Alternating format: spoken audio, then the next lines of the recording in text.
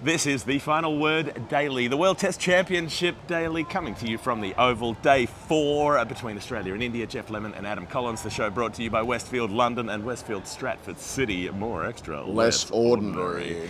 And, well, it wasn't an ordinary day. We haven't had any ordinary days in this Test match. It was another tussle, but Adam, you have to tell us about the entire day in the space of 30 seconds. Australia started 296 ahead with 6 wickets in hand. They were bowled out. They weren't bowled out. They declared it. 270 for 8 with Carey making 66 not out, important runs. There were times when Australia were under a bit of pressure, but for the most part they did as they pleased, especially after lunch with Mitchell Starc and Carey adding 91 for what would have been probably the 7th wicket, I reckon.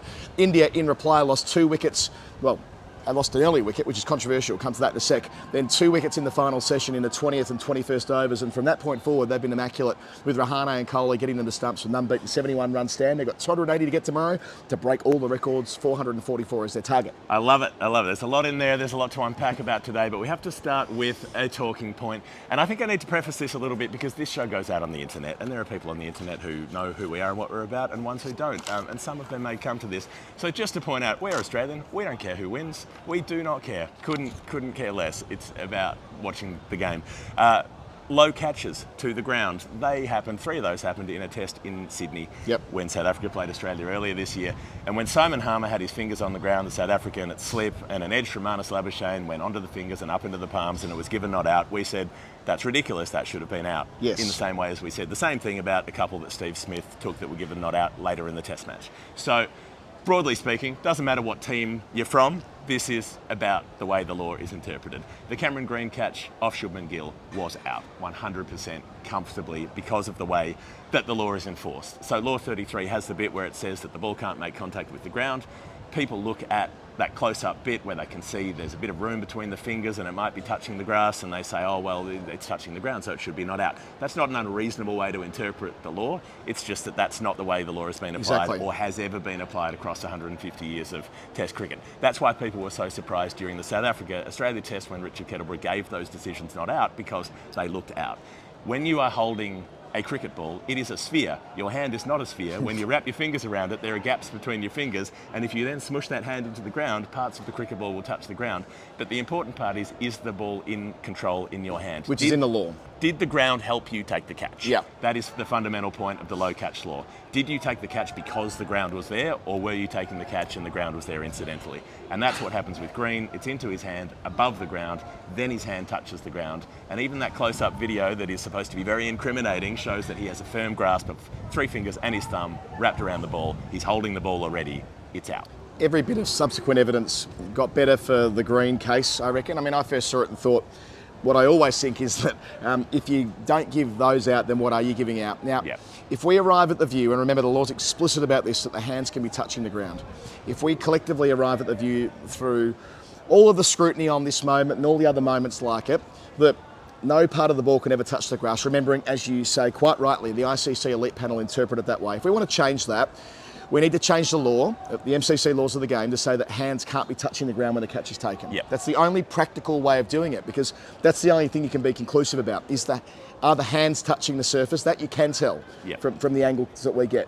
Is the ball touching the grass? Almost always it is in these, which is why they always prove so divisive, because people who don't have a particularly sophisticated handle on the laws go, hey, look, it's proof the ball's touching the ground. That's not how it's interpreted. The words in the law are vague. The law probably could be spruced up a little bit the next time they improve the Little Blue Book, the last edition of which was in 2017. We've done episodes and interviews with Fraser Stewart from the MCC before. We have a strong interest in the laws of the game, how they're written, how they're applied, how they're interpreted. Like, we've got form on this podcast. And one law that we'll need looking at again at some point now, the soft signal has gone. This is really important. The soft signal being wiped out before this test match means that Kettleborough would have been in an invidious situation had on the field the umpires said that's not out, because he would have been, well, I need conclusive evidence, and he would have found it very difficult.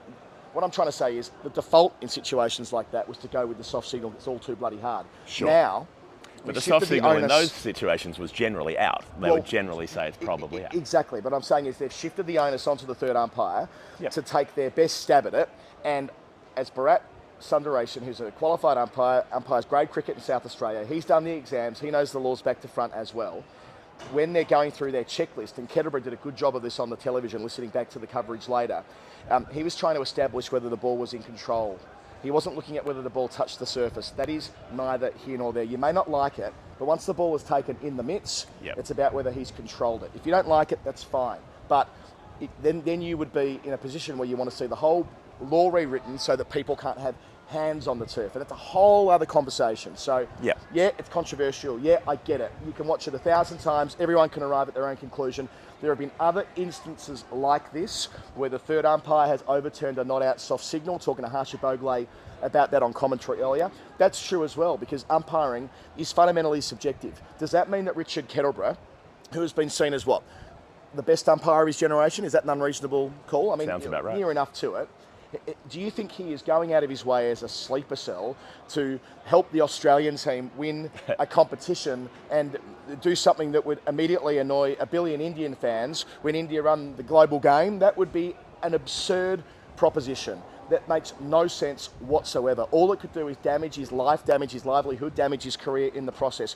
He's made that call because, in good faith, he thinks that Cameron Green has controlled the ball. Another third umpire might arrive at a different view. Sorry, Jeff, It's a long rant. One last thing. It bolsters the case that we've made before as well for specialised TV umpires that sit in a bunker in Dubai or wherever, I don't care where they sit, a group of 8 or 10 who are always the third umpire for every TV game around the world. What that would mean is we'd have consistency.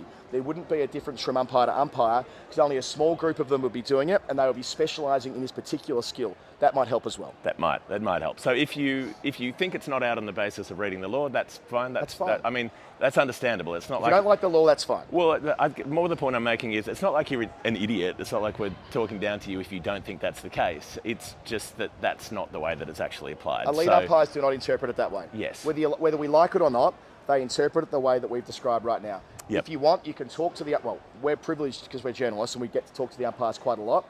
There will be other forums and platforms where you can talk to umpires who are on that elite panel, and they'll tell you the same thing. Mm-hmm. All right. So, in the end, and look, I would have quite enjoyed watching Shubman Gill peel off 100. Me too. That shot through the covers was glorious. Would have been nice Damien to see. Martin style out towards the Tennyson School. It was a work of art. I would have loved nothing more than Shubman Gill peeling off the top. Just as you say. Enjoyed the way that India came out to attack it. They were set 444, and Rohit and Shubman just said, "Oh well, we might as well play some shots. There's no point waiting around here." And the way the crowd lit up at that point was wonderful, and that was the counterpoint, I think, to. I found it really sad that people were going at Cameron Green so much. They were screaming that he was a cheat. And it wasn't just yelling over the fence where maybe you can say it's part of the game. When he went up the stairs to the tea break, I was talking to some of the officials here who saw this. He was getting abused by people who made a point of going to the staircase where the players walk up and screaming at him that he was a cheat he was going up. It's just ridiculous. I mean, the fact that the racial undertones as well. Like, I've been called a racist online today. Like, what? Because I thought Cameron Green's snaffle was an absolute beauty. I think I said, that's a ripper of a catch, better than his one yesterday. What a great pair of hands. Yeah. And yet I'm an Aussie cheater. Come on, this is absurd. This is immature. It's puerile. It's childish. Let's talk about the cricket, not about all the other nonsense baggage. It demeans anyone who involves himself in it. It's a strange kind of start to the day for Australia. They didn't come out and look to put the foot down and rack up a declaration total and get done. They were just happy to bat time. I guess because by the time they declared there were still 130 odd overs left in the game, and should be a lot more than that. They probably don't want to. Well, yes, but they probably don't want to bowl any more than that anyway. It's like, well, if India bat 130 overs, then fair play to them. We'll share the trophy. You sharpened up my thinking on this when we spoke in the press box yesterday. You're right. Once you get to the point of about, once you're into that 5th session, and even indeed your 6th session, as Australia had at Karachi last year, you get to the point where it's such diminishing returns that you're more likely to lose the game because the other side are batting against knackered bowlers. So or David Warner's bowling. You players who never bowl are being forced to come on. You're throwing the ball around, and that's right. So I think that Australia made a balanced decision, taking time out of the game. I said in my intro on radio this morning, they'd earned the right to play it however they saw fit this morning. If they wanted to attack, fine, back themselves and declare earlier. If they wanted to take it slow, that was fine as well. It wasn't really affecting where they landed. What was important was they didn't collapse. And getting to the point where Stark and Carey got them to after lunch, I think that was really important that they were able to put the foot down at the right time. Standard 91. Stark batted really well. Carey, 48 and 66 not out in this test match. Great start to the season over here for him, having not played a red ball game in England before, well, batted in a red ball game over here before. So, I think they gamed and timed and played that all pretty nicely, even though India stuck to their task really well with the ball too, especially Jadeja. Well, I think the key for Australia in both innings at times has been Carey. Like, yes, they're a long way ahead when he comes out, but they're still in a position where if they fall over, then okay, India are chasing 300 and a bit, and it seems it's attainable. They can really take their time. They've got the best part of 2 days left, and they could relax into that task, I suppose. Carey's he's in the team that's in front, but he's still got a fair job to do. Yeah. And in the first innings, he had a job to do as well, because they had that one big partnership between Smith and Head, and then very little other than that. And so Carey's 48 is important there. Well, when he walks out this morning, I mean, Labuschagne is the 5th wicket to fall within 5 minutes of the resumption. Hasn't added to his overnight score. Doesn't add to his overnight score, and then Green's out to Jadeja when he's. I mean, he wasn't taking wickets, but he felt like he was on a bit of a roll. Like the way he was going about it, he was in the face of the Australians and the umpire. And you know what Jadeja can do to Australia? He averages 19 against them. He passed Bishan Beatty yesterday as well. He's 266. How many did he take today? 2 or 3? I think he took 3 for 50 odd. Yeah. So that's 89 wickets against Australia for him now. Yeah, again at 19, it's a staggering record. But yeah, you kind of felt like if India go bang, bang, bang there, and Australia is still leading by, let's call it 340 or 350, well, the lived experience of watching India bat this afternoon, that they're backing themselves to go after 444, they would have absolutely gone hell for leather at 350. I mean, I know that, as we said before, things aren't, time isn't linear, and just because India were chasing 444, that might have informed how aggressive they were, and they may not have gone that way if they were chasing 350. But still, like, the intent's been there. I want to have a little moment of appreciation for Umesh Yadav, whose work I enjoy, and the erraticness is sometimes part of the charm. But he was bloody good this morning, and he got given the ball to start the day, which was a show of faith, because he did bowl poorly in the first innings, and it has been Siraj and Shami being the class operators, but Rohit Sharma said, no, you start the day. Hit his length immediately, was getting nice bounce, was getting it to carry through, and then he draws the edge from Labuschagne, and he's made a contribution at least to this test match. Yeah, he was probably the man least likely this morning, I reckon. Umesh Yadav, I know he bowled okay yesterday and got Khawaja out, but I was thinking more Shardul, a bit of up and down, bit of cross-seam stuff might be a factor. Siraj bowled with real venom again today. Shami we might come back to in the Hall of Fame actually. He's a class performer over a number of years, but yeah, Umesh Yadav, the 4th seamer, did his job, and they didn't take their 20 wickets. Australia did declare the second time around, but again, I want to make the point that they stuck to their task. They never threw in the towel. They never went like full, let's absorb declaration runs and set fields back. They were always trying to get 10 wickets. And Mitchell Starc just batted quiet support for a long time, only played one big shot really towards the end of his innings, once they were up towards an hour into that second break, and then the odd sort of situation where Cummins came out to bat, hit a boundary, they had a drinks break, he's hit one up in the air and got out, and then declared. Can I give you a stat? Go on. Mitchell Starc's got a better batting average in England than Warner and Khawaja, both openers. Khawaja averaging, I think, 18 in England, and Warner, and even 20, I think I saw on CricViz yesterday. So Starc's made 4 half centuries in England and the 41, and I'm not saying that's going to keep him, front of the pecking order as far as the bowlers are concerned. May as well go there. Like, Starc got clouded again today. It's just not quite clicking. I had a chat to Stephen Finn before, and he's like, you need to remember, going from bowling 4 overs to test match spells, forget what people say about building up loads in the nets. Nothing compares to playing games of cricket. And we were big on this when Australia said they weren't going to have tour games, and there will be some ring rust, and I think that's what we're seeing more than anything else with Starc at the moment. Sounds uncomfortable. You can probably get a cream for that. I think he'll be better for the run, and he'll definitely play. I keep hearing, particularly our English colleagues saying, well they won't pick Starc at Edgbaston, will they? Well, of course they will. I'm sure they will. It's not a case of not picking him. It's kind of like, will the conversation centre around him in ways that it wouldn't have had he been more consistent this week? But Pete Lawler makes a great point. He's not there to bowl at 3 and over. He's there to take 3 or 4 wickets, right? So, and the India batting at the end, we haven't really talked about Kohli and Rahane. Bloody hell, how good were they? No, well, exactly. So after the openers put on that fast start and then fall, Pujara gets out playing the uppercut, which was a little strange. Probably not playing a lot of uppercuts for Sussex. What's Pujara doing playing that shot the over after Rohit Sharma's got out playing a bad shot too? I should say about Rohit's sweep. Nothing wrong with him sweeping, but what we've learnt watching Lion bowl since he added extra weapons, shall we say, in 2017, you can't sweep him around the wicket because he has the one to go straight on. He's much harder to sweep at, and Rohit was trying to sweep him inside his first over. Sure enough, the one to go straight on, plumb leg before. Yep. And Pujara was quite aggressive as well. Came out and played a couple of shots early. Was going at about a run a ball for his first 15 or so, and then he plays that uppercut, which, I mean, to be fair, he has played up and over the slips before. It's not like he never plays that way. He did that in Brisbane even during that run chase a couple of times. But it's more when the ball's not as short and when it's wide, he gets out to it and lifts it over the slips. This was one of the above his head kind of telescoping, periscope rather, sort of ones. Timing, wasn't it? Like Kohli had faced one ball when Pujara gets out.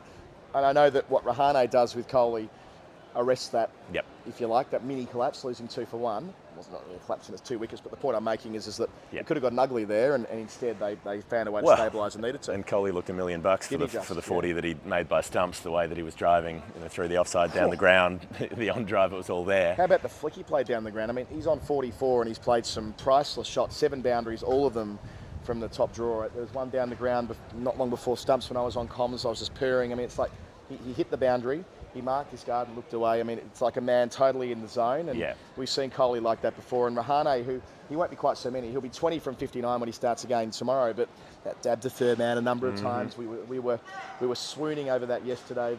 The contact point under the eyes, the little Joe Root stuff he's got going on. I mean, Rahane and Kohli are the men most likely, and they've got a long way to go, but they've done this before. Well, you just need a 300-run partnership tomorrow, and then you're pretty much home and hosed. So, the well, 200-run partnership, you know, they don't bat shallow. They've got Takua down the list. They've got Jadeja batting at 6. They do have Umar Shadab at 9, so if you get that far... Yeah, I suppose that's true. They are not as deep as I'm perhaps presenting it, but nevertheless, I reckon that...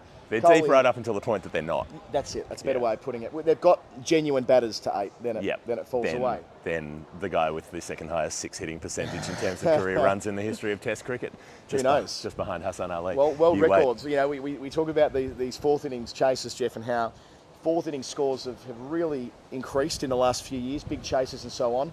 We keep saying that 418 is going to fall. What better time for it to fall than a World Test Championship final, which would be the perfect full stop on a great week here in London. Let us come to the final word, Hall of Fame. The Hall of Fame is when we pick the most final word moments of the day, the things that stood out to us. I mean, Pujara getting out to an attempted uppercut could be in the Hall of Fame just on its own. That was sort of strange enough as it happened, I suppose. What caught your eye today? I just keep seeing the ultimate test everywhere, and I was thinking about it towards stumps, like would it be the ultimate test event? But I can't stop thinking of Gareth Keenan in the office when asked about his ultimate fantasy. Right, we probably can't go into that in detail here. But that, if you Google it, YouTube it, it's fine. Good clip. It is, I mean, the ultimate test, it is literally true because it is the last test in the cycle of the WTC. Yeah, it is ultimate in the literal meaning of the word, being the final one in a line, yes. The other one I want to throw out there in the Hall of Fame, which by the way is brought to you by Westfield. We've missed that bit. More extra, less ordinary. Oh, yeah. Westfield London and Westfield Stratfield. You can go to the... Stratford City. Stratford City. Keep your eyes open for a bargain. You can go to the Copper Chimney. I've been talking to them on social media. Oh yeah, you've been flirting. Are you closing the deal? Well, you know, I think I am. Okay. I got a message from a friend of ours who'd been working with at Westfield saying the food's brilliant. They look after you so well. He got a big hug when he went there to eat for the first time. We do big hugs. Yeah. Copper Chimney, a big hug coming your way. Maybe after this Test match, we've had a couple of our listeners get in touch asking whether we can do a shopping day. Okay. I'm bang up for that.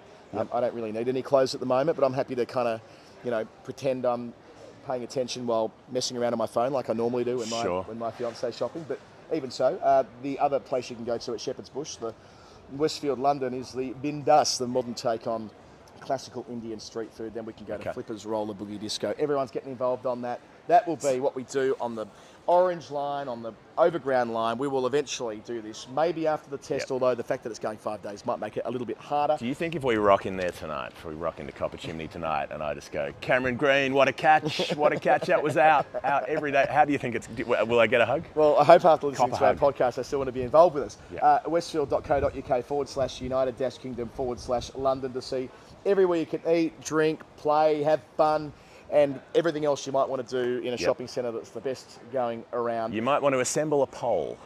You might want to put together a list of things saying, who do you think is good at something? Yeah. Is that the kind of thing you might do? Why not? Westfield London, Westfield Stratford City, more extra, less ordinary. And my other nomination for the Hall of Fame, just a bit of a rejoinder on yesterday, we talked about the poll that had Sachin Tendulkar named as the greatest Test batsman of all time. The options... Yeah, belatedly, I think. It's finally he's got the credit he was due. The best bowler in the history of men's Test cricket was flashed up on the screen for the Okay. poll today. The options made me giggle. Glenn McGrath, fine. Okay. Pat Cummins, I mean, sure. I mean, I probably wouldn't have been the best Little scorer of all premature. time, but Little premature on 220 odd wickets. Probably got a bit of a way to go yet. Kapil Dev, if you squint, I mean, he did hold the world record. Is he in the best 4 of all time? There'd be many who would say not. But I'm happy to cop Kapil Dev on the basis of his longevity. He's in the best 4 all-rounders of the 80s with the quartet, the great quartet. He might be in the greatest 4 all-rounders. They're almost of all inseparable. Time. The Richard Hadley, Botham, Kapil Dev, and Imran Khan. What a quartet. Yeah, I agree with that. Only one of them became Prime Minister of a country. I probably wouldn't have Mohammad Shami as one of the 4 options as the greatest fast bowler to ever play the game. No disrespect. No, to ever play Test cricket. Mohammad Shami was on the chart. I know they're tailoring it. It's crowd bait. I get all of that, but it doesn't make it any less funny. I'm not sure who won, by the way. No, it is certainly amusing. The underlying part of it is a level of amusement. I mean, he's a very good bowler, and I enjoyed watching his work from behind the arm today. Just probably if you're going all time, I reckon that Wasim Akram might have him covered, but I doubt he was getting on the board today. Yeah, like maybe Zahir Khan has him covered. You know, I mean, maybe Ishant Sharma has him covered. I think Jasprit Bumrah's got him covered. Maybe DK Lilly had him covered. You know, pretty sure of that. Fred Truman, Malcolm Marshall, Harold Larwood, Michael Holding. It doesn't matter. You've only got 4 spots on the list, and 2 of them have to be players who are on the field today, apparently. Deep breath. That is it. That's been a long episode of our daily show. The last one will be tomorrow on day 5 of the ultimate test here at the Oval in South London. Adam Collins, Jeff When Lemon. you say the last one, you mean the last one until 3 days after that, when we'll do the preview for the first Ashes test, when we'll start doing because we can't stop and we won't stop. And if you don't like what we were saying earlier today, don't just abuse us and call us racist and all of that. Like, constructive, talk about the cricket, good as gold. The other bullshit, leave it out. Westfield.co.uk/UK/London. More extra, less ordinary. Good night. See ya.